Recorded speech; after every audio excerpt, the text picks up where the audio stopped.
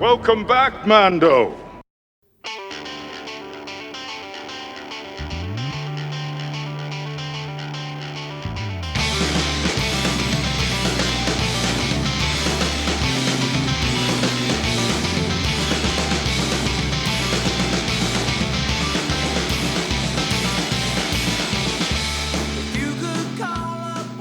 Oh!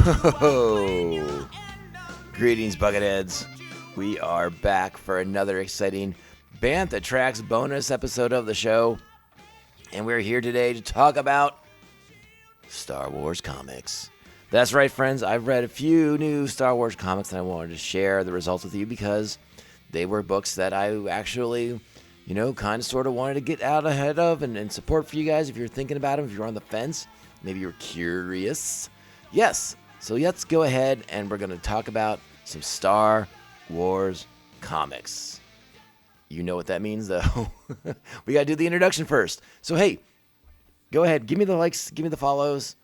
Follow us on the socials, Mando_Vision on X and Insta, Mandovision at Blue Sky. Email the show, mandovisiontom@gmail.com. Make sure you're liking, subscribing, following, and sharing the show with all the Mandalorians in your covert. All right. Again, Star Wars comics. Let's go. Let's get it on. You know what that means. It's time. Strap on your buckets. Let's go. Get out of here. We'll hold them off. You're going to have to relocate the covert. This is the way. This is the way. So we had 3 Star Wars comics wrap up here at the end of 2025 into early 2026, and I wanted to talk about them a little bit. We won't go too deep. We won't do any spoilery kind of things, but I did want to kind of give you my overall feels on these 3 titles, so you can decide if you want to pick them up for yourselves and check them out down the road. The first one is maybe the one that I was the most surprised by, in a sense. And I think I had to do a lot of processing of my feelings, of my biases, because the final issue 12 of the Kylo Ren comic, The Legacy of Vader, by Charles Soule, written by Charles Soule, art by a fantastic team of artists, has come out, and I have to say, while I did have some ups and downs with the book over the course of its 12 issues, I think where it landed was in a really good place, in a really good spot where we get a little bit more understanding of Ben Solo / Kylo Ren and who he really is and what he's trying to become by sort of embracing the legacy of Vader, and what aspects of and what does that really mean to Ben Solo? How much does he really understand about his grandfather and his grandfather's legacy, and taking on sort of like that, attempting to take on that mantle, and what it really means, the weight of the legacy of Vader, the being sort of like the heir to Darth Vader. Like I said, it has some highs and lows, but I also like Ben Solo exploring his grandfather's backstory. We go to Tatooine, we go to Naboo, we hunt Jedi. We hunt, we do all these different things. We go to Mustafar. We go to Vader's castle. We explore connections with things that Ben didn't really understand at the time. We reconnect with the Knights of Ren, and we see how the Knights of Ren have moved around without Ben as part of their unit, as part of their team, and we get the reason why he was with the Knights of Ren in the first place, and that moment when Snoke comes and calls on him, that now is the time to lead the First Order.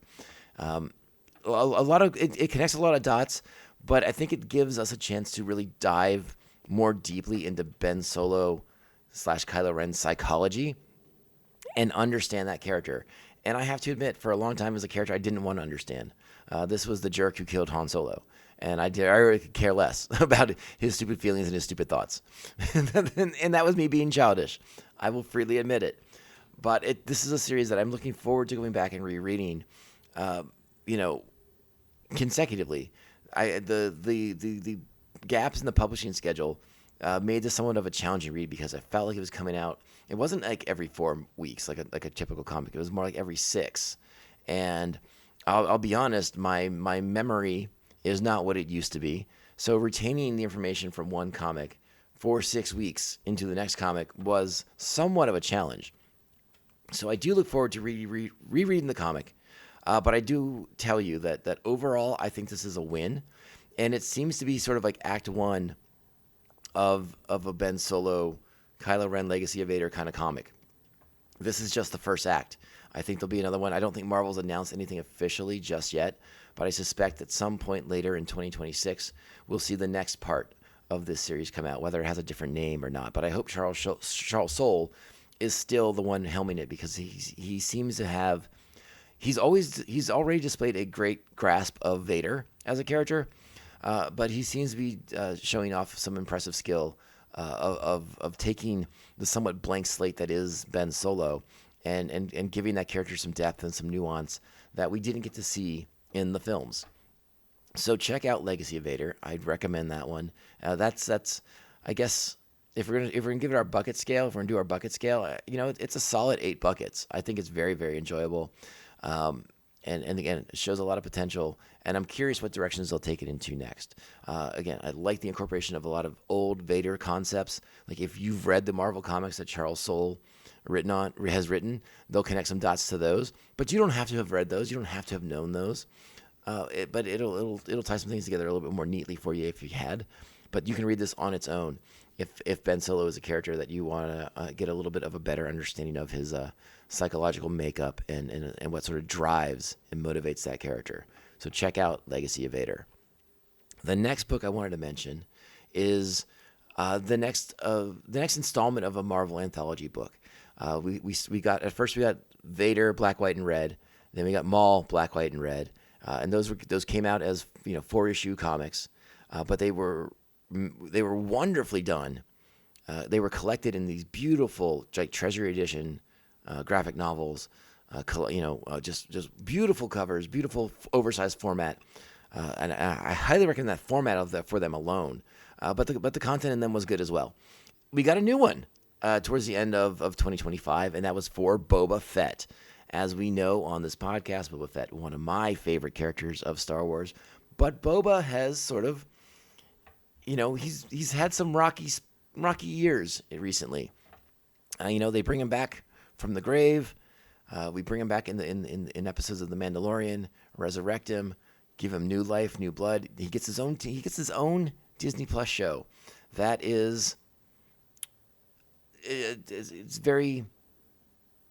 Listen.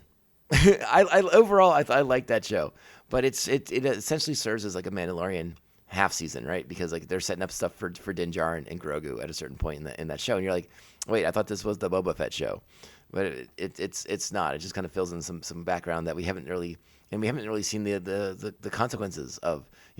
That show ends, and we're like, well, okay, all right, great. Now what does this mean? And we have no idea, and it's been years now. So. Boba Fett is a character that is going through some turmoil right now. But this comic book takes place in the days of the Empire. And it is Boba Fett as a bounty hunter, taking on jobs, working for Imperials, working for gangsters, doing the whole thing that we know Boba Fett does so well. And each issue has different writers on board. I know Ben Percy does the first issue. You get Ethan Sachs, you get Saladin Ahmed, you get Alyssa Wong at certain points. I don't remember specifically which issues each one of them did.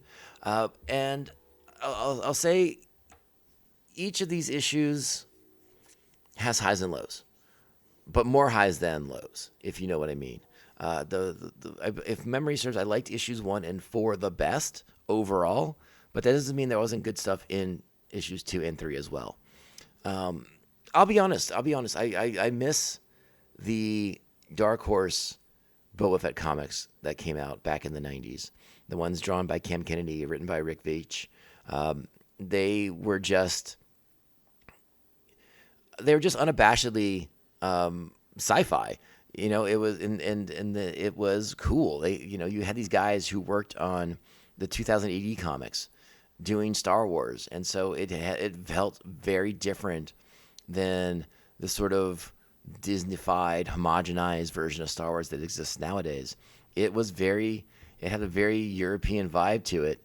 That was cool. And it lived in that world of the original trilogy that felt lived in and used and recycled and dirty and kind of gross. And like that was the seedy Boba Fett comics that we got back in the 90s that I loved so much. They also had the benefit of us not knowing anything about Boba Fett. So we didn't have to worry about, this character from his past, blah, blah, blah. None of that stuff, which I think weighs him down unnecessarily in some of the new Disney stuff. But that is what it is. And that's me. That's a me problem. I have to learn how to deal with that in a sense.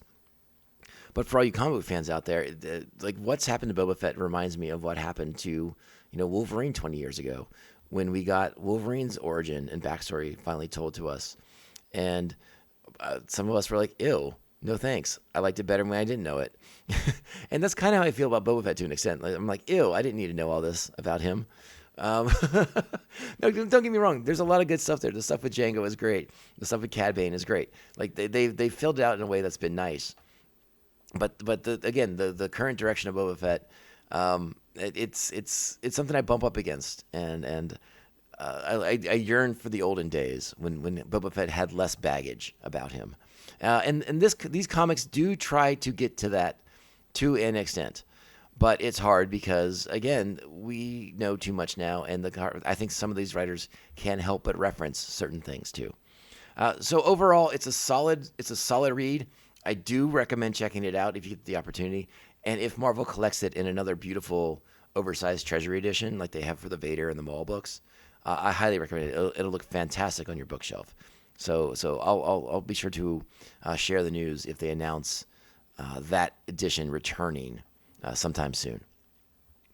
All right, and the final Marvel Star Wars comic that I wanted to talk about is one that I also had some reluctance to get on board with, and that is the Star Wars Han Solo Hunt for the Falcon miniseries. It's a 5-issue comic written by Rodney Barnes.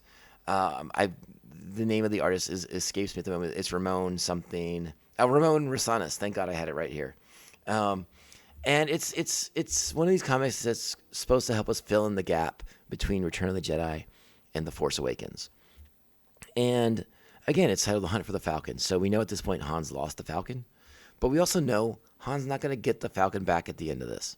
So it is sort of a difficult comic in that sense. Is like, well, we know he doesn't succeed in his hunt for the Falcon, but what are the circumstances in which he doesn't succeed? Like, what exactly causes him to not succeed? And I'll be honest with you guys, for 4 issues, I really enjoyed this comic. I thought it was being really well done. We weren't going super deep on Han's psychology necessarily. Like, yes, we understood that he was a character who was having a hard time with a settled down life with Leia and Ben, because he kept yearning for adventure. Like, we understood that part of it, but other than that, it's a lot of surface stuff. We don't go too deep into Han's sort of mental makeup about his family life versus being a scoundrel out in space again, and why, and what would maybe prompt him to leave his family to pursue these things. The timeline is a little muddy in this comic. We're not quite sure where we are with. I think we know that Ben's young enough still that he hasn't gone to the dark side yet, but he also probably hasn't left for Luke's temple yet. Meanwhile, Lando's in the book, and we feel like Lando probably should be looking for his abducted daughter at this point, but maybe not quite yet. Or at least if he is, he's not talking about it very much in the comic. So there's some continuity things that are a little squirrely, but I wouldn't put too much thought into those because it's Star Wars. The timeline is fluid, if nothing else, and they'll figure out a way to make it all make sense at some point if it ever comes up in anything of significance. One of the things I like most about this book is the relationship between Han and Chewie. I think they do that relationship really, really well. I love that Chewie is sneaking off and having conversations with Leia about Han and trying to figure out what's going on with Han Solo. Why is he kind of acting this way? Why is he pursuing this hunt for the Falcon so hardcore? There's some good stuff in there, and it is connecting dots to the stuff in that like the throwaway lines and like the name drops that happen in The Force Awakens. Like we hang out with Duquesne, right? We hang out with the Irving boys. Unclear plot is in this comic. So we're connecting dots. I do feel like the fifth and final issue, doesn't quite land the way I wanted it to, but for a book that has a lot of sort of heavy lifting to do with connecting dots and working with the limited information that we have been given about what's going on in the sequel era timeline, I think it does a commendable job. And it almost sort of reads like this might be the first part of something as well. I don't know if they'll revisit it because, again, the ending is sort of obvious and abrupt, but you feel like there might be more there. So there may be some elements that they go back on and touch into a second miniseries where maybe Ben is away from the camp or away at Luke's temple, or has already left and joined the First Order, and Han's in a completely different state of mind. I would be curious to see that. Again, as I've talked about in prior podcasts, one of my biggest complaints with the sequel trilogy timeline is that we're not filling in the blanks enough. Like there's not enough, we're not getting enough material to really understand certain aspects of this period and why our characters behave the way they do, why they act the way they do. And will we ever get those? I don't know. I just don't know. It's sort of like the curse and the burden of curse and blessing, I suppose, of living in a world where we are getting, fairly continual Star Wars content, but we have to accept the fact that books and comics will always be a tier or two below TV shows and movies. So until something concrete comes out, we just don't know for sure. But I like this book enough to recommend it. I would say it's oh, I didn't rate Boba Fett. I would give Boba Fett 7 out of 10 buckets.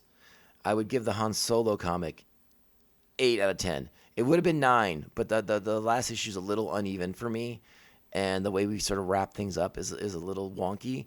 But the Han Solo books that Marvel has published, I think, have been really, really good. The one they did about, I think it was in 2023, maybe 2024, that Mark Guggenheim wrote. I thought that was excellent. That was like 10 or 12 issues of just really great Han Solo adventures. Really recommend that one highly. This one not as good as that one, but again, they're playing in a timeline that I think has to stay murky to an extent, so they can't quite fill in the blanks that we might want them to. But again, it does feel like it might be teasing another arc down the road where we go a little further into the timeline, and we can see Han and Luke, not Luke, no Luke in this, Han and Lando and Chewie and Leia at a different point with maybe different circumstances around them as far as their emotional states. And again, I think they do a good job of showing Han dealing with being a family man versus his need for adventure, his need for excitement, and to be out in the galaxy in the spaceways flying the ship. And I did like the way Han romanticizes the Falcon. There's a lot of good stuff in this series. I recommend this. Go check it out. Again, I'm a big advocate of picking things up digitally. You can read them on your tablet, on your phone. It's a great way to pick these things up. But by all means, if you have the availability and the options to go support a local comic book store, go check them out as well. I get things digitally individually, and then I go to comic stores, and I usually buy the trades. That's been the way I do things typically these days. But, it's always in flux. If there's an issue of something that I'm really excited about, going straight to the comic store. Go to that brick and mortar. Support that local business. And I guess that's all I'm going to say about those 3 comics worth checking out, worth your time. Go read them and hit me up. Let me know what you think. You know where to find me. I'm at Mando_Vision on X and Insta. Mandovision at Blue Sky. And of course, you can email me long form at mandovisiontom@gmail.com. Make sure to like, subscribe, follow, and share this show with all the Mandalorians in your covert. If you get the chance, 5-star reviews are amazing. Thanks for being here. Buckethead Nation, you are the best. Go out there, be kind, supportive, respectful, tolerant, patient Star Wars fans. And we'll be back for another episode of our Star Wars Rebels rewatch. And of course, stay tuned for bonus episodes that could drop at any time, any place, anywhere. You know the drill. All right, Bucketheads, go out there, be awesome. We'll be back next week. And remember, this podcast can only end one way.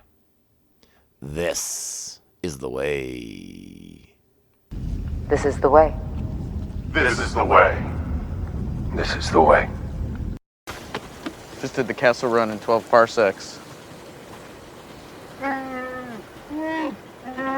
Not if you round down, buddy. Yeah.